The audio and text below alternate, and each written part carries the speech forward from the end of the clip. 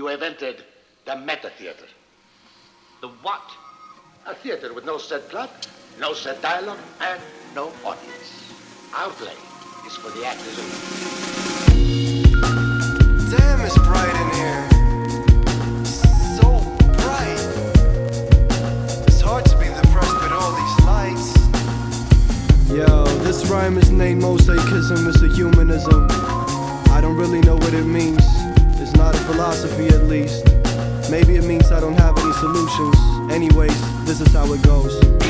The merchant and the teacher took turns on the stage. Referred to the preacher, shouted burn his page. It's mind control that blinds the soul, and greed dwell where lies are told. So hold him down to this flame. The preacher said, I never told you lies, my consciousness an open sky. But when I choose to think, you're drawing your blades.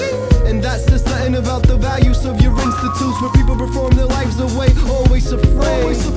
Next to speak was the minister of politics. He said the preacher's right, the merchant has us on his dick. That's why we need to use the teacher and the advocate to keep him in check. Give me support, y'all, I'll handle it. At that, the soldier thought this is a council of war.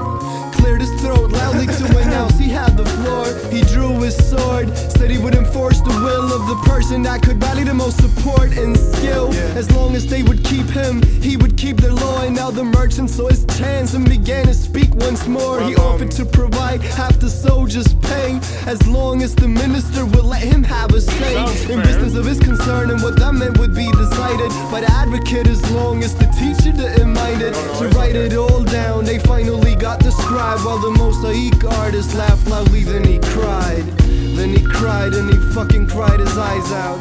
Then he laughed, and he fucking laughed his lungs out. Then he cried, and he cried his little eyes out. Then he laughed, and he